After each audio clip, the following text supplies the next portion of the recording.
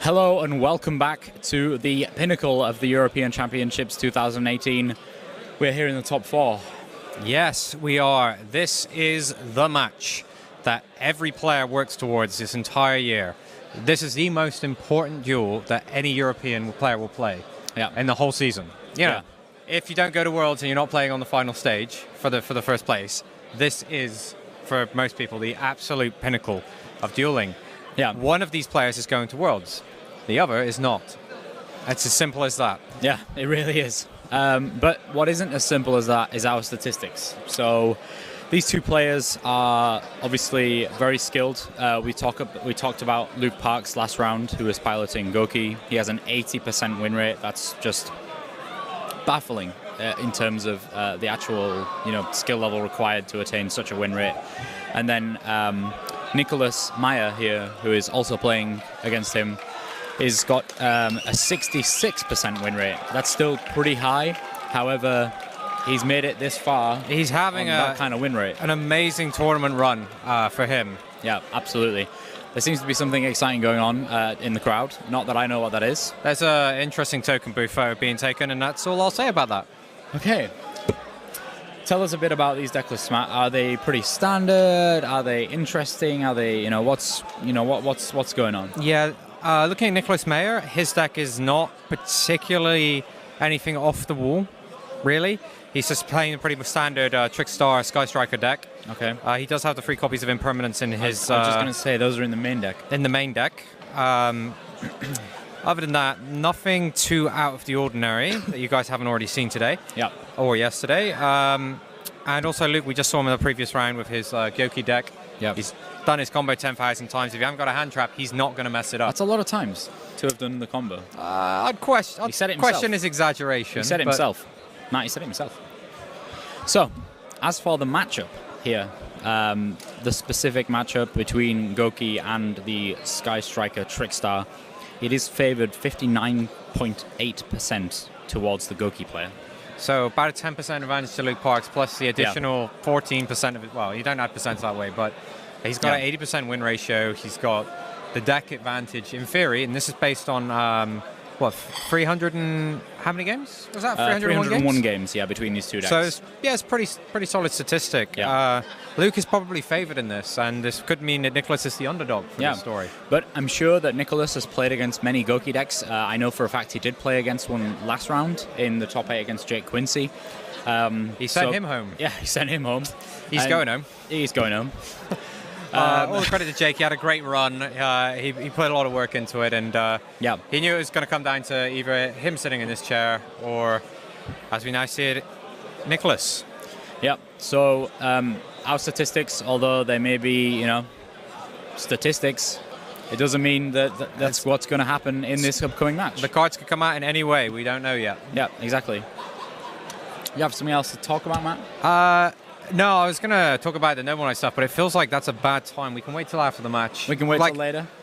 We could delay the match a little bit longer, or we could just talk about those later. It's all right, well, without further ado, Thomas Rose and Oliver Gurman, take it away. Thank you, guys, and I hope you at home are ready. I'm not sure they really hyped it up. This is it. This is the most important match of the day. Nobody's going to care about the finals. This is it. This is going to be the deciding match. Who's going to go to the World Championship in Japan? I'm excited, and I'm not even sat at the table. Exactly. So Luke Parks, who we just saw take out Marcello Barberi, one of the Italian juggernaut, is going up against Nicolas Meyer from Germany. Bit of the underdog here, but he could be flying to Japan, and he will not care about statistics in this one. He's going to be like, I don't care if I have 70% or 5% win ratio. If I win this match, I'm going to fly to Japan, and this is all it comes down to. Yeah, this is the last match that matters for these players today. The final is just for pride. Each of them is their final representative from their country in this top 4. Yes. So we've got a little UK versus Germany grudge match here. We got ourselves a ball game. You just heard what it means. It's coming home. It means that English players are getting on a plane and flying back to England. This is hopefully what's going to happen in the top 4 match now with Nicolas Meyer going up against Luke Parks. Let's take you to the table and get our game on. All right. So here we have Luke on the left, Nicolas on the right. Luke is a little bit more familiar with sitting in the feature match area. He's just seen that. These other two guys, Matt and Luke, it's getting confusing. Everybody's got the same name in England for some reason. Matt and Luke from Konami, who just talked about statistics, told us that Gouki is the favorite going up against Trickstar. However, in the top 8 we had 4 Gouki decks, and now there's only 1 remaining. So the 2 Sky Striker Trickstar, or the Sky Striker Trickstar Mech Knight, or the Sky Striker Pure deck, those are the other 4 decks in the top 8. They overcame the Gouki decks, and that might show us that some players went with a version of Sky Striker Trickstar that is Gouki proof or something like that. Yeah, we see Nicolas here has opened up with 2 copies of Called by the Grave, which could be pivotal for shutting down the first turn combos we'll see from Parks here.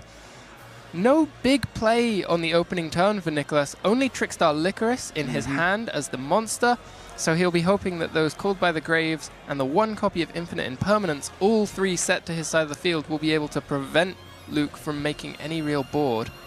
Right. Luke starts with a chunk forward.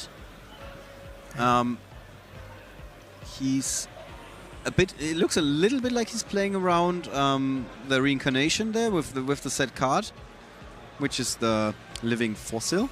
So Luke here is going to be discarding a card for the effect of Aqua Dolphin, and I don't think he's going to be hitting anything from the hand for Nicolas Meyer.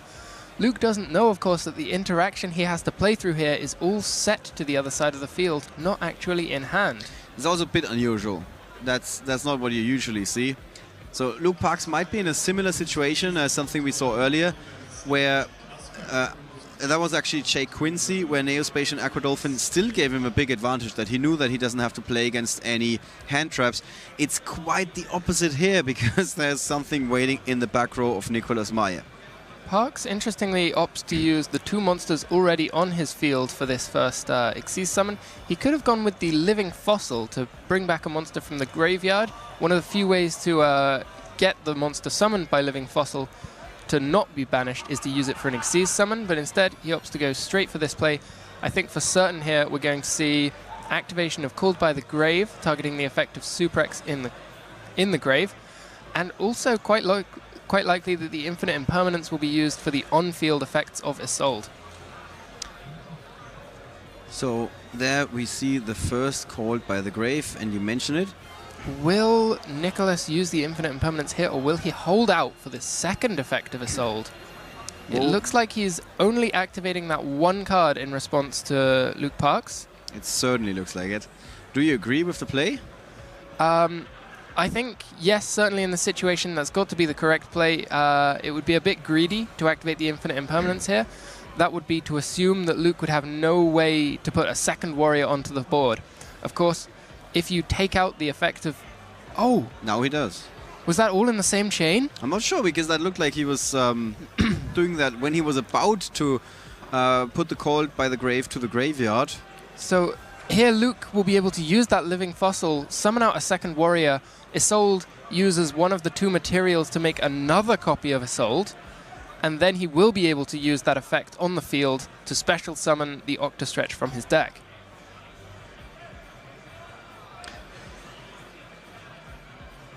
The pressure is really on these 2 guys. We mentioned it. The winner flies to Tokyo. We cannot emphasize and stress this enough.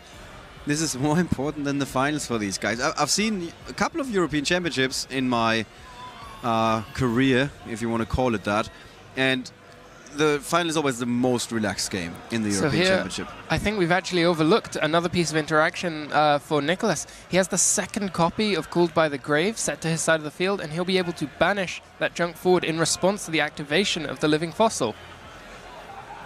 It's got so much disruption, and it's coming from the back row, which is completely unheard of in this tournament. Normally it's always from the hand, and the Neospatian Aqua Dolphin even took a peek at the hand. Not quite what Luke Parks was expecting here. So Luke here will want to activate the effect of his Isolde, sending the Phoenix Blade to the graveyard just in order to be able to keep it alive on the field for 1 more turn. If he doesn't, he knows that he'll lose it in the battle to the Licorice that he's already seen in Nicolas' hand. Right. So that information could play a role here. Yes, but in doing so, he's sacrificing the ability to ever summon a Gouki monster from his deck with the effect of Isolde, because he won't have any equipped spells left to do so. Tough decision. Yeah, it's a tough decision, but one of the bad outcomes is even worse than the other, so he uses the effect of the Isolde, pays the cost for no effect, just to get that 300 attack equip spell. Right. Phoenix Blade. He will, of course, be able to connect for 1,900 damage here as well. A small reward for investing his last equip spell from deck in the play. As you sometimes call it, that's not very important here. It's more like a side note, really. Yeah, that's not the main aim that he was going for there. It's just a small bonus. You had a nicer word for it in the past. I just can't recall it right now. It's going to come back to us eventually. No worries, no pressure. The Droll and Lockbird is not what Nicolas wanted to draw there. No, not at all. And generally speaking, Trickstars are not known to best super strong monsters on their own. They usually have to find ways around those monsters. And here, Nicolas doesn't have another way, so he just passes play again.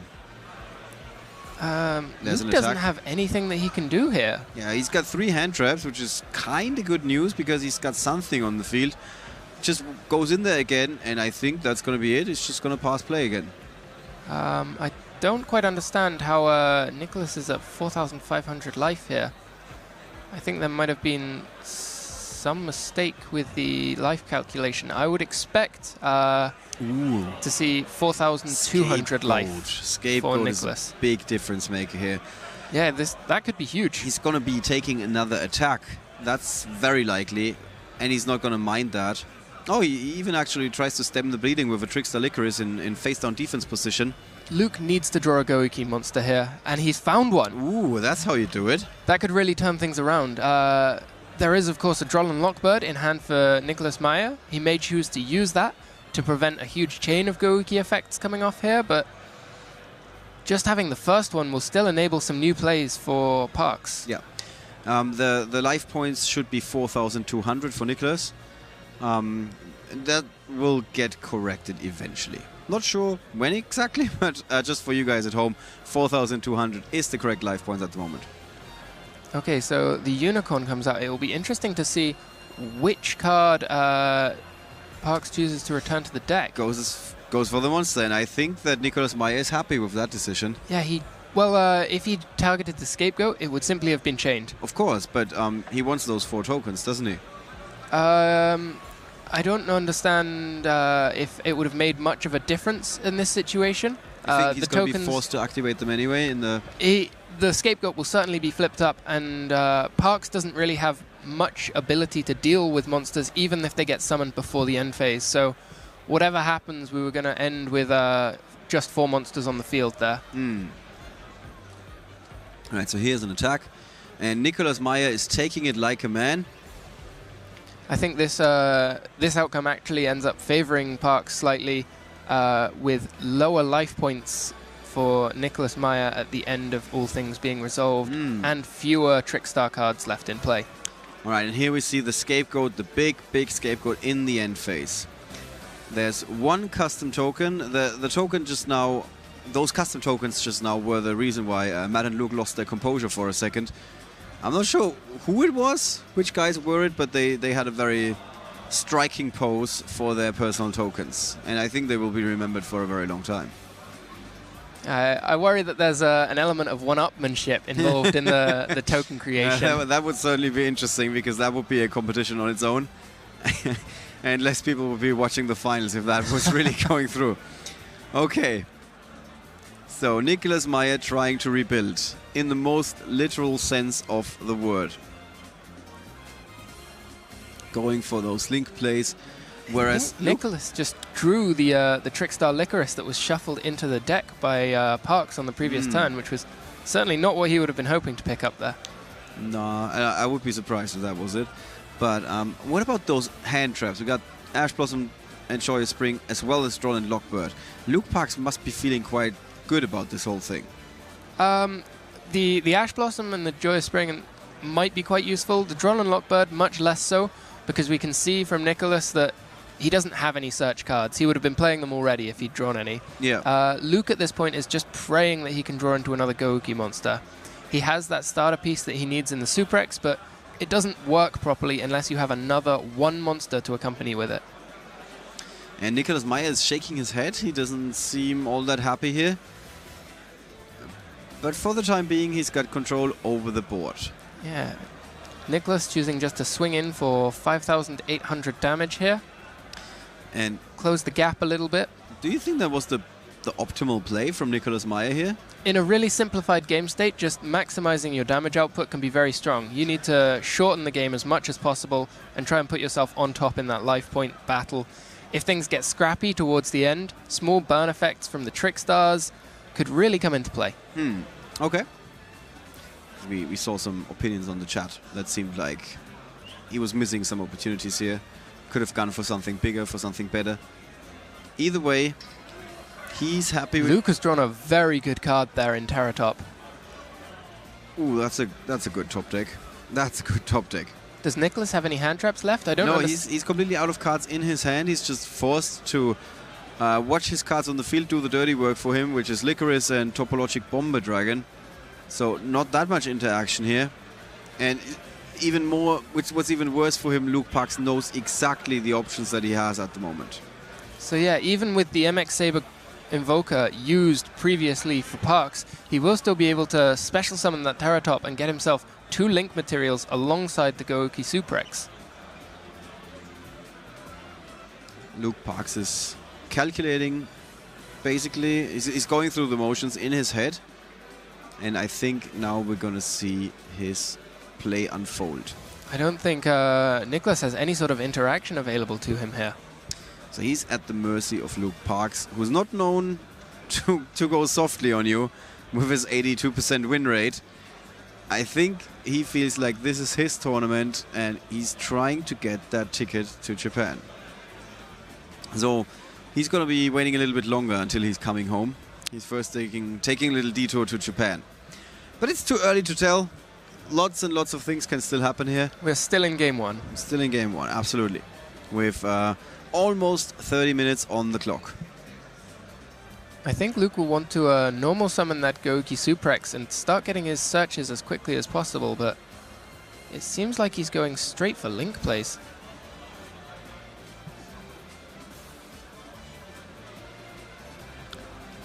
He is indeed. And Nicolas Meyer, just look at his face. He doesn't look very happy. He looks like, please stop doing what you're doing. Goes directly for a link 3 there. This allows him to build his chain in such a way that he can protect from... I'm not sure if the way that he resolved his chain was the same way that he built it there, but with no cards in hand for Nicolas Meyer, it doesn't make a great deal of difference at this point. Maybe it did it erroneously on purpose just to further demotivate his opponent. He's like, I know how to do this better, but in this moment I can do it anyway, in the worst version anyway. Alright, he keeps going. And the summon of Phoenix there, I think, is enough attack points to close out the game. Big field. We have 2,300 for Nicolas Meyer at the moment. I'm not 100% sure if that is correct. Even if that is correct, Luke Parks has more attack than that on the field already. Here are the attacks. Nicolas is doing the magic shuffle. And then he realizes that is it, and we're going to game 2, with Luke Parks taking the first victory. And he seems to have a couple of fans in the audience. Some people are actually sitting with their back towards the feature match, and now they're turning around. That can't be good for your back or your neck. But either way, you're going to see what's happening down here. And we got Luke Parks just one more duel away from punching the ticket to Japan. Yeah, so as always, we go back to looking at the side decks. What are we expecting to come in for each player here? We think that Nicolas is likely to be choosing first, but in the previous match we were mistaken in thinking that Marcello would play first in game 2, and in fact, he told Luke to go first. Yes, that is true. And we also had Marcello going first and then telling his opponent to go first because he didn't draw into anything. No, I believe that in that game we were mistaken in our commentary. You think so? Yeah, I spoke to the players afterwards, and I understand that Luke was the first to play in that match. I'm confused because I thought that Marcello had that Luke was drawing a 6 card in his first turn. But I might be wrong. Either way, Nicolas Meyer probably going first. So not sure about that Winged Dragon of Ra. He's only got 1 copy in his side deck. That's kind of unique, especially considering that the matchup between Gouki and Trickstar Sky Striker should be in the favor of the Gouki players. Yeah, so that may come back to bite him. We can see that when he first wrote out his deck list, he did have the full 3 copies of Winged Dragon of Ra Sphere Mode in his side deck, but taking it down to just 1 with a last-minute scribbled addition, he swaps out his 3 Ghost Bell for 3 Ghost Ogre, and 2 of his Winged Dragons of Ra for 2, is that Heavy Storm Duster? My German is not great. That is indeed Heavy Storm Duster. Okay. He is, however, playing 3 copies of Evenly Matched, a card that we only bring up in these discussions in between duels, because we say that we haven't seen it all weekend for the most part. No, it's been really quite absent. We've seen it one time, but dragged down into the grave, made sure that it wouldn't do anything. The real dream-crushing drag down to the grave. That was such an exciting deck if it had its 1 copy of Evenly Matched out the board. I'm still so angry at the player that I don't even remember his name. All right, we did look at the side deck of Luke Parks before in our previous feature match. However, that was a bit of a different story because that was a Gouki mirror match. Now he's going up against Sky Striker. Are any other cards going to be coming in here? I don't see Twin Twisters coming in. The Twin Twisters are very likely to see play here. They are? Ghost Reaper will not. Ghost Ogre will not. Gadala, the Mystery Dust Kaiju, that will not come in. Red Reboot is another card that might come in here. We know that Trickstar Reincarnation can be a hugely powerful card, taking away key cards from the hand for the opposition of the Trickstar player. And also, Parks has seen that his opponent here is playing Infinite Impermanence, so having more outs to that card could be very powerful. Okay. And also, I guess there are a couple of cards that he wants to take out, so it's somewhat easy to make the space here. Right. With that, Game 2. Luke Parks against Nicolas Meyer. If Luke Parks wins the second game, he is going to the World Championship. If Nicolas Meyer can force a 3rd game, and he's going first, so his chances aren't too bad, he's still in competition, and he's going to have all the momentum going into that 3rd game. So we see here the only hand traps in either player's hand are for Nicolas Meyer. So not only will his turn 1 plays be resolving unimpeded, but also he will have the Droll and Lockbird in hand ready for when Luke Parks tries to hit back. So many hand traps, and as you just pointed out, Luke doesn't really have anything to stop his opponent from going off. Yeah, if I were to try and launch in early, I'd say that it looks like this will be forced to a Game 3. That would be interesting for our viewers at home, of course, and the many, many viewers in the feature match area here, which is now taking up 1/4 of the entire location because so many players are watching this and feverishly watching these two guys. Yeah, the only slight drawback for Nicolas here is that he doesn't have any access to the other side of the deck, that is the Trickstar cards. Yes. He's playing solely on the back of his Sky Striker engine. Yep. All right, but the Sky Striker engine is not to be underestimated. We have seen that this weekend at this tournament and even at previous tournaments, mostly in the national season. Even a top deck called by the Grave here won't be able to help Luke push through his plays because he's facing down 2 copies of Droll and Lockbird. But so far, Luke Parks seems relaxed enough. He's another one of those players that seem a little unfazed.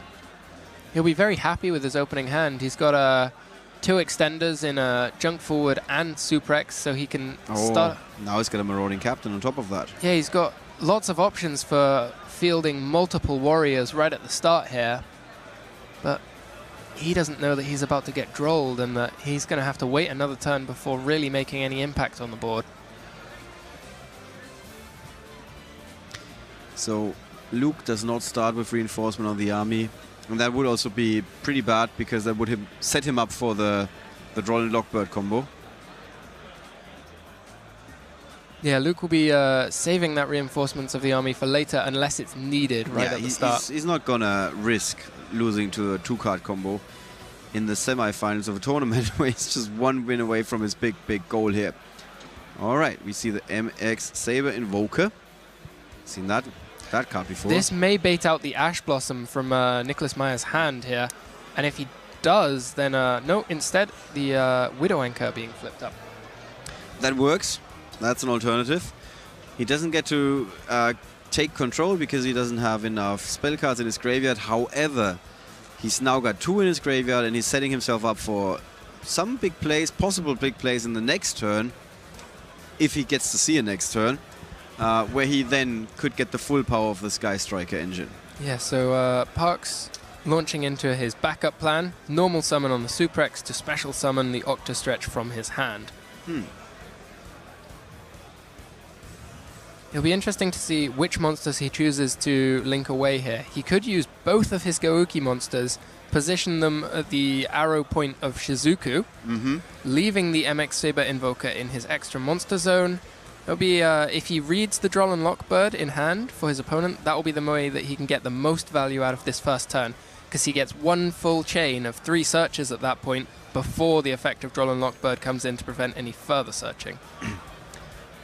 Is that something that is obvious to see, or would you say that it takes a lot of experience or something to realize these interactions? Well, Luke will have been playing against Sky Strikers all day, so he'll definitely be aware of that extra monster zone available to him. It looks like he's considering exactly that play here. Yes, he goes for the 2 Gouki monsters and puts it into that additional extra monster enabled zone, the linked zone to the Shizuku. Well done to him. We can just quickly look up what he played against, because we didn't do that before. Played against the Rogue deck, against Sky Striker Trickstar, Gouki Mirror Match, Invoked Mech Knight, Pendulum Magician, Sky Striker Trickstar, Gem Knights, Gouki Mirror Match. That was against Jay Quincy. That was the first defeat for him, if I'm not mistaken. I think that might well be correct. His mirror match against Jake Quincy in round 10. And he drew against Tom Feargoods in a Gouki mirror match. Won another Gouki mirror match. Won another Gouki mirror match. Won another Gouki mirror match. Won another Gouki mirror match. I'm not. By the way, this is not like some system shutdown on my end. He's won. He went up against 7 Gouki mirror matches in a row. Yeah, like all day he's only playing against Gouki. Yeah, the entire day too, he's only playing mirror matches and nothing else. Until this point. Until this point. So he might as well have forgotten how to play against Sky Strikers Trickstar, who knows. That's quite something. An entire day where you only play against the same deck. So here we see that Droll and Lockbird has come down, as we predicted, but Luke has really made the best of the situation there and got 3 searches in before the Droll and Lockbird is able to resolve. Wow. That's definitely not bad. It's nice that he saw that immediately, or almost immediately. I'm not sure how fast he saw it, but as soon as you were done voicing that entire plan, that is a possibility. And of course, you don't under the same stress level as he is right now. No, we have it easy sat here at the desk. Yeah. If we get it wrong, we can just say, "Oh yeah, no, the play that they made was better." Yeah. But the worst thing that we have to deal with sometimes is people calling us out on Twitch and saying that we messed this up. And but it doesn't matter. We can mess up every play so long as the people at the table get it right. Exactly. And so far, Toyn, #Toyn is a boss, because our table judge has been ruling this excellently this entire day. And yesterday, on top of that, with like only 1 break over the course of 2 days. So well done to him. All right. So things are shaping up nicely for Luke Parks. He suddenly got a full hand together with 2 monsters on the field, despite being under the effect of some hand traps. Yeah, and even with those hand traps in play, he chooses to play on, activating that Gouki rematch to try and build more of a board. It's very interesting, and if you look at the face of Nicolas Meyer, he's not happy. He's definitely not happy. He's nervous. It's definitely one of the emotions going through him right now, with so many times that he's touching his face, because he's just like, oh my god, I don't know what to do. And he doesn't have a lot of hope right now. And so yeah. he might need the Twitch chat to send some energy his way. That worked pretty well earlier when Marcello Barberi was asking for the same thing. But I'm obviously supporting my friend here, Luke Parks. We've played a lot at home together, and I really want to see him do well. That's all right.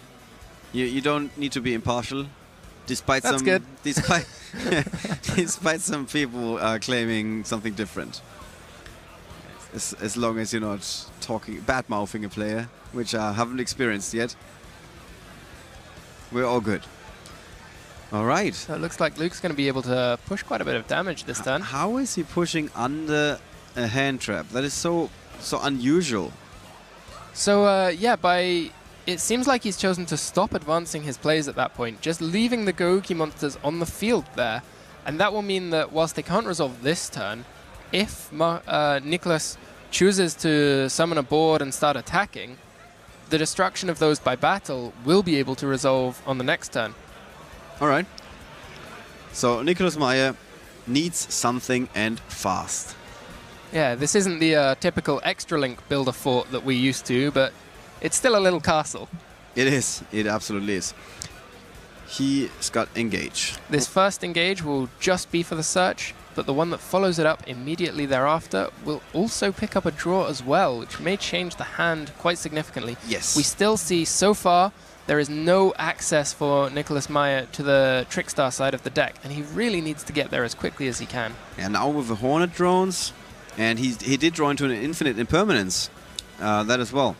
So more disruption for him, but right at this very moment he doesn't need disruption. He needs some action to wipe his opponent's board as much as possible. But with 2 copies of Sky Striker Mobilize Engage, each of them drawing a card as well as getting a search, Yeah. Nicolas is going to end up with both a very wide hand full of cards and also some new things arriving that might open up the other half of his deck. And the other thing is, worth noting, Luke Parks has got nothing to stop any of the plays that Nicolas no Meyer is going interaction through. this turn. And while Nicolas Meyer is fairly certain that that is the case, because he knew that the other 2 cards that Luke Parks was holding on to didn't come down earlier, and he knows that Luke was searching for Gouki Headbutt. Nicolas Meyer here just praying to find his way into that Candina or Light Stage or Terraforming, and then I think he might be able to launch straight into a Lilybell loop. Ooh, I didn't even think of that. That's, of course, an option. What's the monster in Nicolas' graveyard? Is that a... No, it's not any... He has no Trickstar cards yet. No, so far he's only seen Sky Striker. So perhaps not. He would need to find his way into both the Lilybell and the Candina to be able to make that play. And it sounds somewhat unlikely. And he's now summoning, for the first time we've seen this weekend, Ghost Ogre and Snow Rabbit. We see a Link 3 here. Typically that will be the Knightmare Unicorn coming out. And again, Nicolas Meyer shaking his head. He doesn't seem very happy with this whole thing. Does he have any targets left in his deck for that last engage? If he doesn't, then it must surely have been a mistake taking it. He's got 1 Widow Anchor, 3 copies of Hornet Drones, and 1 copy of Afterburners. I'm quite certain that he must have sided out his remaining cards, because had he not done so, he surely would have activated that last copy of Engage to search for one of those cards and take an additional draw. So maybe the side deck has really caused problems for him Weakened his here. main deck here, yeah. So now he's left with Infinite Impermanence as well as Droll and Lockbird. And again, he's at the mercy of Luke Parks, and you don't want to find yourself at the mercy of a player with a win ratio of more than 80%. That's suicidal, my friend. I think we're going to see Luke again beginning his turn with multiple Gouki triggers on the same chain to get a lot of effect activations off before that Droll and Lockbird can come down. That would be crazy if somebody tells you that, hey, I was Droll and Lockbird twice in the same match, or in the same duel. In the same game. And consecutive turns. And I got to search for like 5 or 6 cards or something. The person you're telling the story to is gone. Oh, called by the Grave. Called by the Grave. I think this is over for Luke. This might be the all-deciding card. We see Called by the Grave, and of course, big reaction from the crowd. This puts the pressure even more on Nicolas Meyer than before. We know, of course, that there is 1 Infinite Impermanence remaining as a last bastion of hope for Nicolas Meyer, but that Droll and Lockbird is not going to be doing anything here. So, Luke Parks, he might have this. The UK players are excited about this. They're going to be sending 2 people to Worlds. This would be the first time ever for the UK, a country that is developing so nicely in terms of Yu-Gi-Oh! With the second most players from the UK coming to this event this weekend to make it helping to make it the largest European Championship ever. So here we see another 3 searches potentially off an assault. Or no, instead we go straight for the Knightmare Phoenix. He fears the effect of that face down card. Just taking 2 searches. And Luke is going through the motions. Maybe that was a bit of a nervous move here, but I think he still got this. I still think he knows what's happening. This is going to be the end of the line for Nicolas here. He'll activate his Droll and Lockbird in response to the resolution of this chain. Cooled by the Grave will come slamming down straight away, and that's going to be game over. That could happen. We're not here to fortune tell sometimes. We're here to call the match, my friend. So let's see. Nicolas Meyer, he's not feeling great about this. Certainly not after the crowd was giving a big response to that draw by Luke Parks. Parks doesn't even want to negate the draw.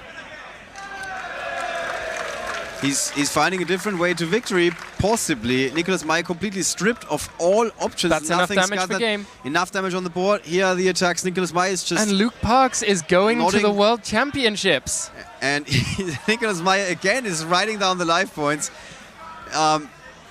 Maybe he's waiting for his opponent to miss an attack, to just say, yeah, 2 attacks is enough. I'm going to be a gentleman. I'm going to be a good sport here. But 2 attacks and the effect of Gouki Twist Cobra.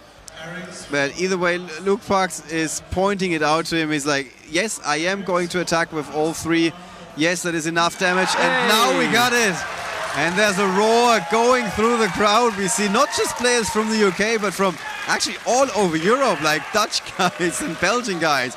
Everybody jumping up and giving a big standing ovation, or at least half of these guys giving a big standing ovation to Luke Parks, who definitely deserves to go to the World Championship. Yeah, our first World Championship competitor from this 2018 WCQ. Congratulations. Yeah, history is being made this weekend. Not just the largest ever European Championship of all time. 1,624 players showed up. Prior to this round, we left with only 4 players remaining. So these guys were better than 1,600 other players. Now we're down to just 2. Both of these guys will feel like a winner no matter what happens in the finals, because both of these guys are going to be representing Team Europe in Japan at the World Championship. Congratulations to Luke Parks. I think that is all from us for the time being. We're going to head over to Luke and Matt, and they're going to celebrate their countryman from the UK. So let's hear it from the analysts. Thank you very much, Ollie and Thomas. Celebrating our countryman, as Ollie put it. That was a great game. We did manage to see Luke Parks taking it in 2 games. Yeah, running him down. Absolutely amazing. Didn't even need the call by the Grave. No, it's just so confident. It's like, no, I've got this. I've got just a Twist Cobra Super X, and I've got way more damage than you have life points. Yeah, locking himself in for the World Championships in Tokyo. Yeah. I mean, no, you're good, man. You're good. He's just asking, do I need to come on against that? We just had you. We just had you. No, I think it's best to give him some chance to prepare for the finals. However much we've been downplaying it over the weekend, it's still the most kind of prestigious title that you can hold within Europe, apart from being the world champion. You won it because it guarantees you a feature match first round next year.